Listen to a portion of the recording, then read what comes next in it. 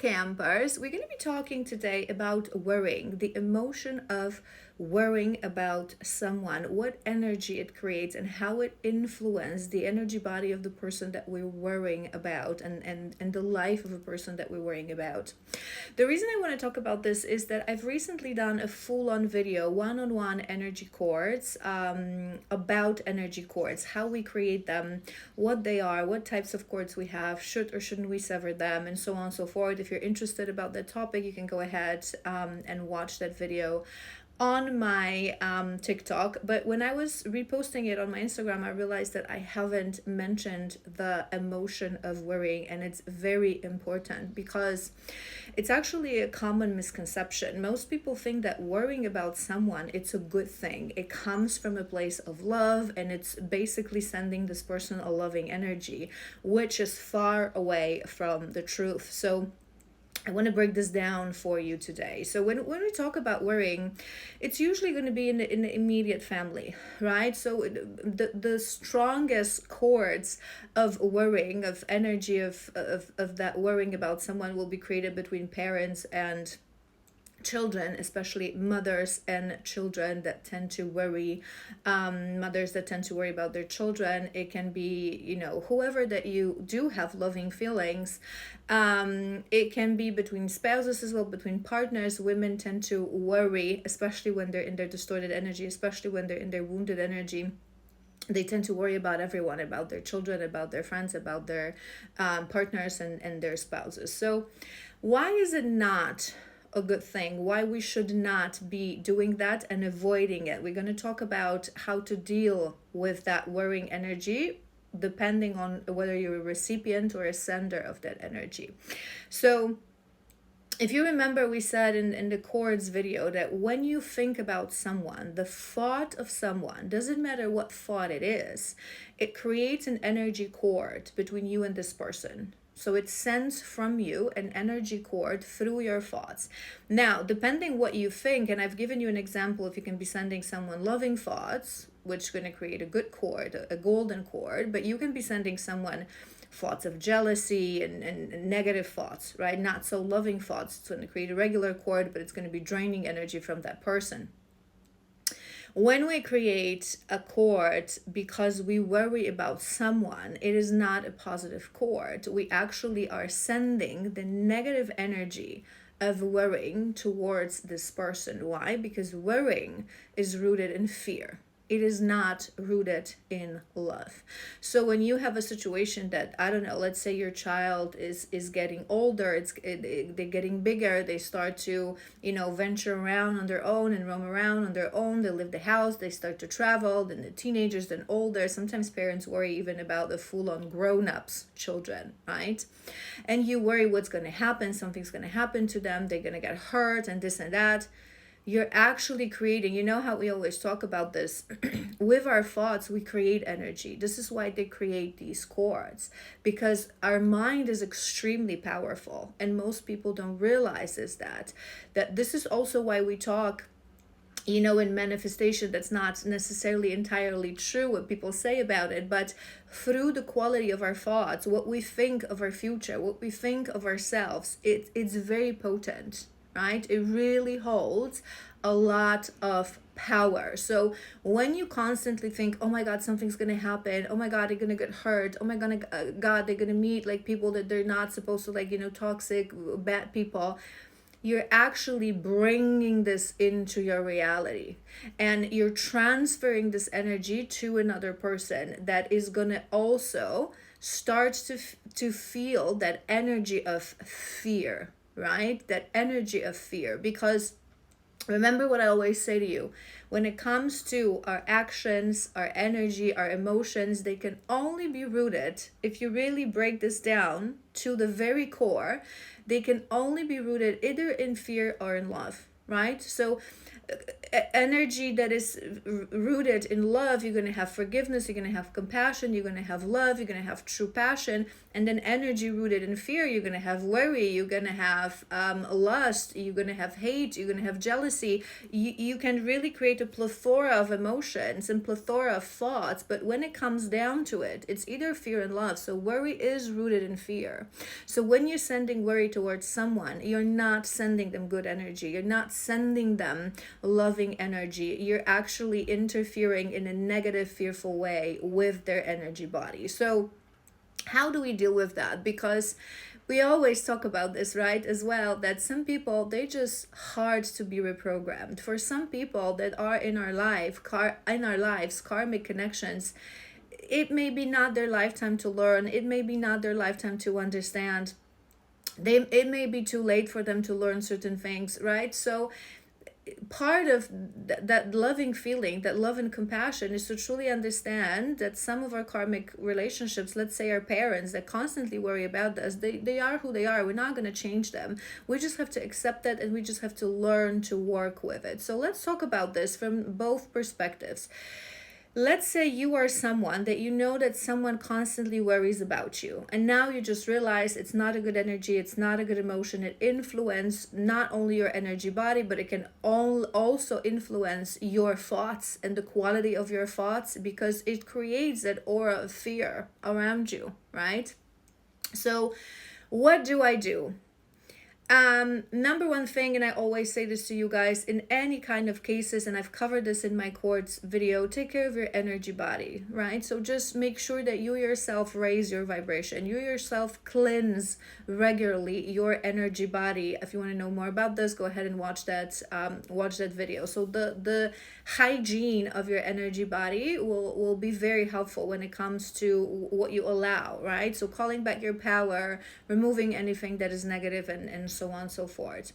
But specifically when it comes to worrying, what you can do as well to avoid those thoughts being sent to you is to really create strong boundaries. Strong boundaries is a number one thing when it comes to protecting ourselves spiritually. It is actually the only way we can protect ourselves spiritually, right? All the other things, sage and salt and candle magic, it's all powerful. Rituals are powerful, but if it's not rooted in self-love and shadow work, I always say this to you guys, it's not gonna be, it's just like sprinkle on top of it, right? So you have to make sure that the core thing really exists. So to protect yourself spiritually, including from thoughts of worry, you have to love yourself and you have to create strong boundaries. And in this specific case, strong boundaries would mean if you have a parent, right? It's more complicated if it's a spouse, because you're actually, spending all your life with this person. So in this case, if you have a spouse that really is obsessive and worries about everything, I would suggest you talk to this person. I would suggest to suggest to them shadow work therapy and whatever is causing these thoughts. We're going to cover this in a moment from a perspective of another person. But if you are recipients of that, let's say you have parents or you have an older sibling or a friend who constantly is in this worrying mode, how you create boundaries is basically you limit the information that you transfer to this person, right?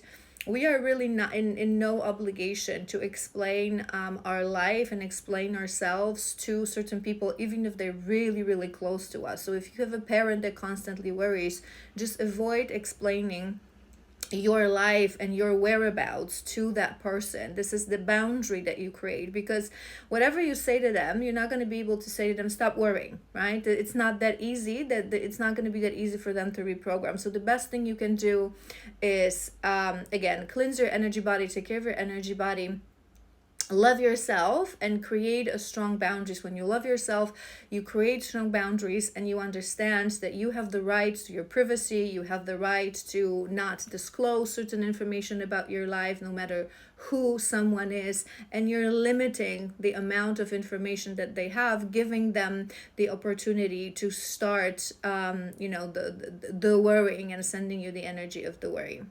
If you, however, are the one that is the worrier, right? You watching this video and you feel that, okay, maybe I sometimes worry about other people. So how do I change the narrative? How do I switch that? How do I change it? How do I not worry? So what you need to do is, obviously, if let's say you have a child, right, it's a very strong bond, and unfortunately over 90% of people, they create codependency with their child, and they're not coming from a place of love, but they're coming from a place of fear. I hear this from so many mothers, and they think it's given. They think it comes from having a child, but in reality, it is rooted in shadows, and it is rooted in fear, because worrying is fear-based, right? So if you want to eliminate this on a sort of a grand scale, right, if you really want to address the issue, I would suggest doing shadow work and really diving deeper. Why do I worry constantly about my daughter, my son, even if they're like full-on grown-ups, right? I constantly worry that something's going to happen, because believe me, trust me when I say this, it is not rooted in love. A true divine feminine mother, healthy, centered, balanced, emotionally mature mother who has healed all her wounds will not constantly worry. What she will do is what I will tell you now, and you can start with that. Again, I would always recommend shadow work, but you can start from this exercise. Change the narrative. So let's say you have a teenage child, they're leaving the house, they're going on a party, or they're going on their first trip, and you're crazy worried. Instead of constantly be thinking, oh my god, what are they doing, why they're not responding my messages, why I don't know nothing of them, maybe something happened, so on and so forth. Change the narrative and force yourself, program yourself to send them actual love.